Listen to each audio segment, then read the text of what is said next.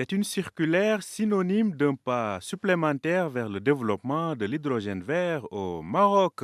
Concrètement, elle balise le chemin pour franchir les différentes étapes nécessaires. Celles-ci sont au nombre de 6 et vont du champ d'application de l'offre au Maroc à la gouvernance en passant par les mesures incitatives, sans oublier bien évidemment le processus de sélection des investisseurs.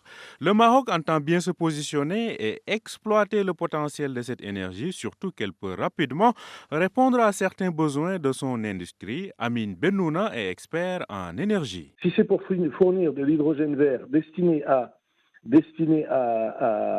l'industrie, aux industries chimiques, aux industries métallurgiques, aux industries des fertilisants, le start-up, c'est aujourd'hui. D'accord. Et dès qu'on pourra en produire, je pense qu'il y aura des intéressés. L'OCP apparaît déjà comme le principal futur gros client de la filière de l'hydrogène vert en raison des évolutions de son processus de production. Mais dans l'hydrogène vert, les coûts de production sont encore peu compétitifs. Qu'à cela ne tienne, les investisseurs y voient de belles opportunités sur le plan régional.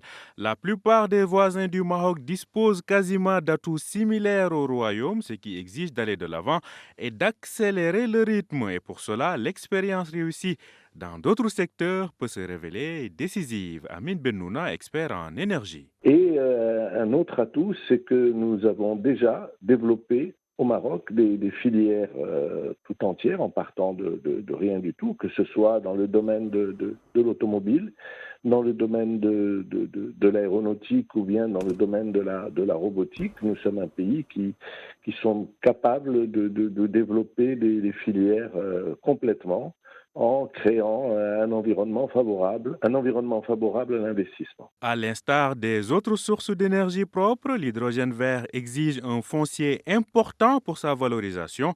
Pour cela, l'État indique avoir identifié un foncier public significatif dans l'ordre d'1 million d'hectares et dès une première phase, 300 000 hectares de ce foncier seront mis à la disposition des investisseurs.